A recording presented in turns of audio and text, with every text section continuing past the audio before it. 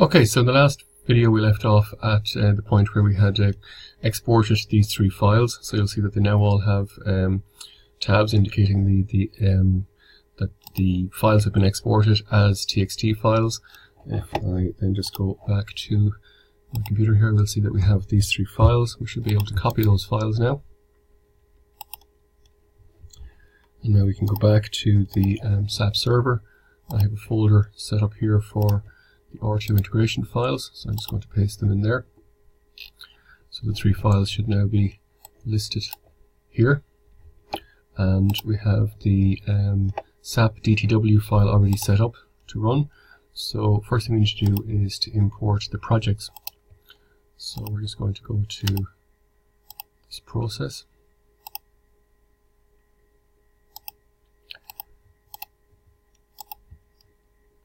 Pick up the OPRJ file.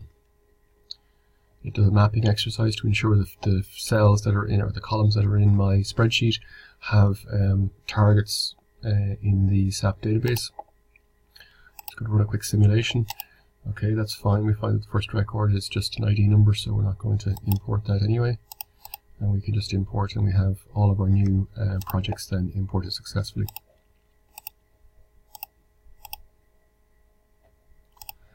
So clearly we're going to now we're going to enter some transactional data. In our case, we're going to enter sales order. We're entering new data as opposed to updating any existing records. And we're going to go through then pick up sales orders. For the first line, it's going to be the header of the order, which is document, and then the lines are called the RDR1 file. This maps, or this relates against what the tables are named within the SAP database. So all your sales orders are found in a table called ORDR, and all of the lines for those sales orders are found in a table called RDR1. Similarly, when EGLA converts the values from sales orders into invoices, they will move to a table called OINV and INV1. Again, we have a similar mapping exercise, and again we'll just run a simulation to see that everything is importing successfully. So the count here is based on the number of distinct sales orders rather than counting the individual lines. So while we have over 1,000 lines, that actually only amounts to 41 sales orders. So we're getting some errors. We just have to review those then and see what they relate to.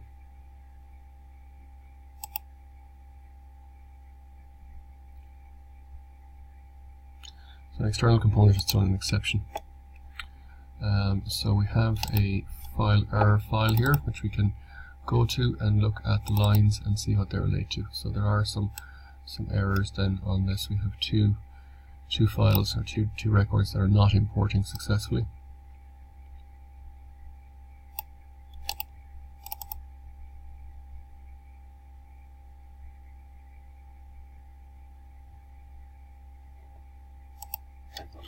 So if we just flick back over for a moment into my here.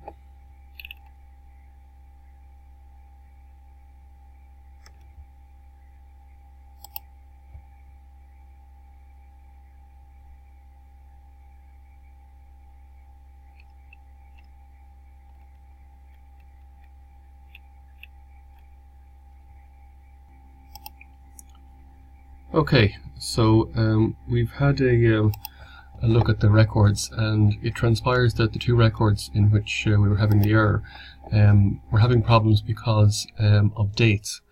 We find that the export file from R2 sometimes leaves the start date and end date blank, and I'm having to convert the start and end dates and populate the blank rows here. But the top two, or the top row in each case, was blank, resulting in, when we go to our sales order, we didn't have the relevant or the appropriate tax date or document date for our transaction. So without those dates, this date, these three dates here, we can't import a transaction. Basically, you can't import a sales order into SAP without putting a date on it. So I've modified that, and hopefully we should be correct now. So we're going to go back to SAP. I've already modified the file and reloaded it. So we're at the point where we're ready to run the simulation once again.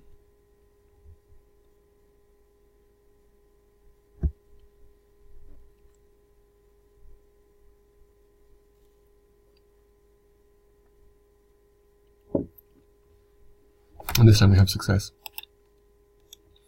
So that's just a simulation. We have to run the file for real, or the import for real.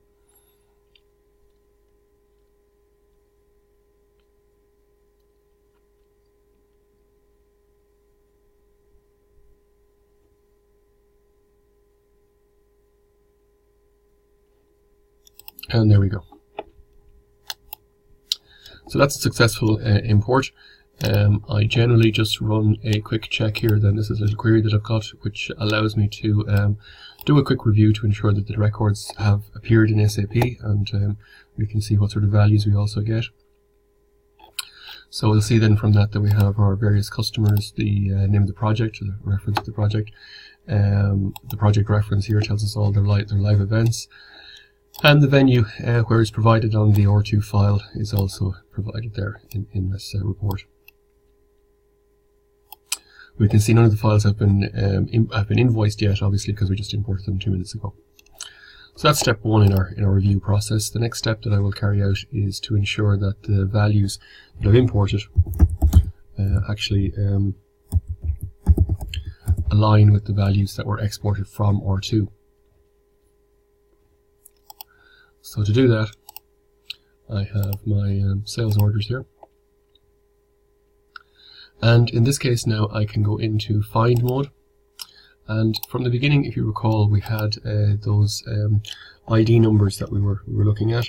And if I just come back a step here then to my files, I can look. The first of those ID numbers then was ID 1107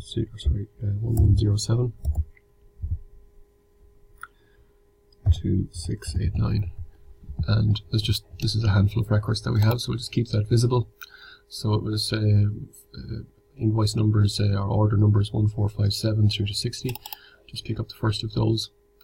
And what I'm looking for here now is I'm looking for the free text value field, and I'm comparing that against the total value on the line.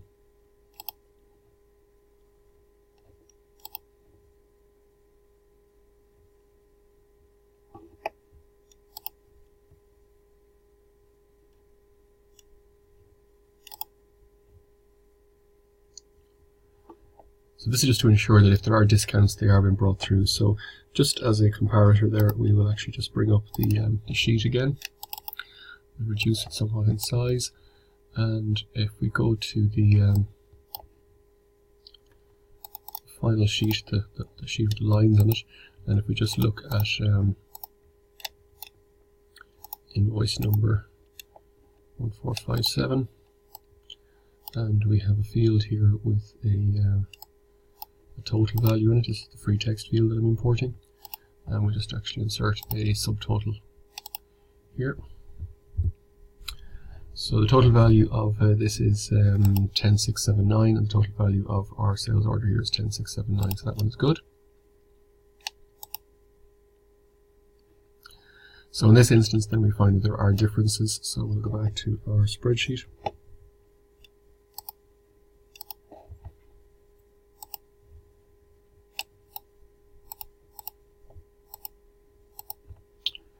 And I know what the differences relate to. It's the way the discounts are being imported at the moment.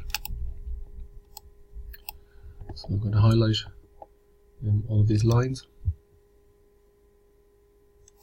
Just going to copy them. I'm going to paste down over that, and we should then end up with the corrected value. 835 was our total. And if we just actually reducing that, we'll just go back to Excel. And 835 is our total there, so that's okay, that's good. Go to the next one. Again, once I see any values where the free text and the line total differ, I know that I have this issue with the discounts.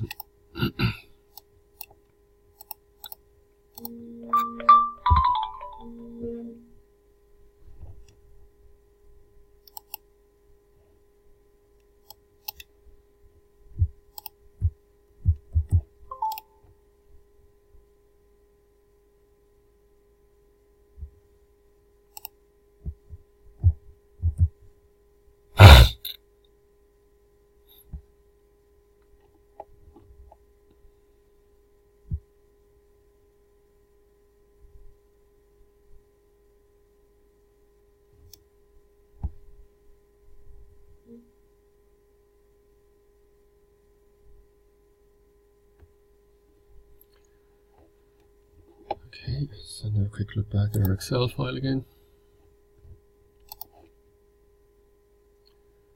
Okay, so we're still not perfectly aligned. We have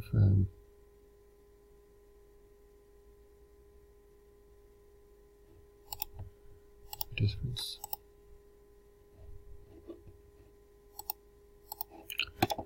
Just import again. I just imported too much data that time around, so just going to copy and do it again.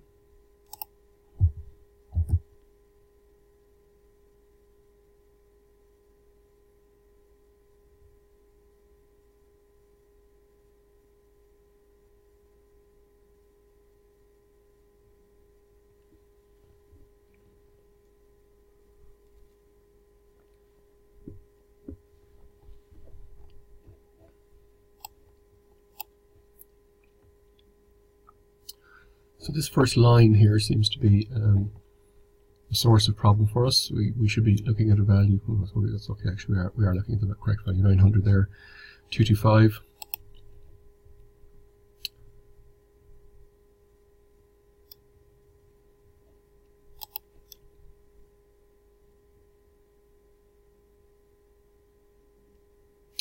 Okay, so here's one where the free text tells us that the value is 0.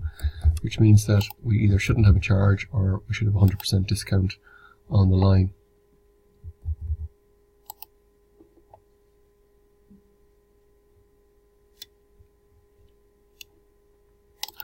So these are just some of the anomalies that we face from time to time. We should be looking at a free value or a total value of €10 apparently there, which would suggest no discount on that line.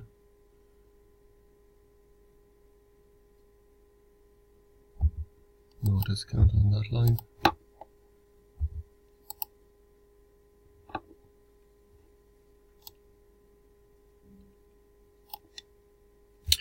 So 9105.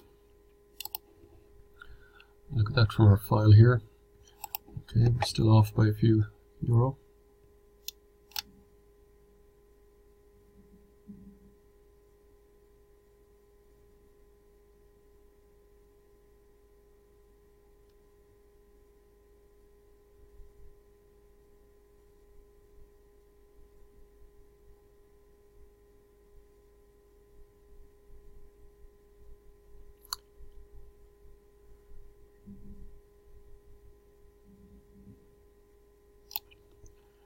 Okay, so the free text is telling me that these two lines should actually have no discount on them either. I think that gives us the correct value now. Yep, that's it. That's based on the export anyway, so we have to hope that the export values are correct. I'm afraid, unfortunately, EGLA still has to do a certain review on this. So the export file that we're getting from R2, it's much improved, but it's still not 100% accurate based on what we're actually exporting to SAP here. Anyway, onwards we go.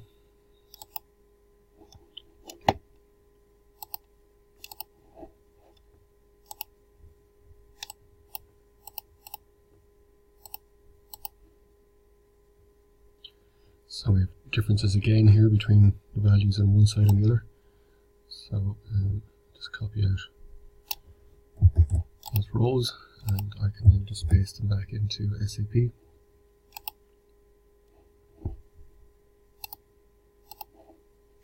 So our target value is 1510.25. We now have that here. Okay, so that's the process. It's not quick and it involves quite a number of steps, but we get there.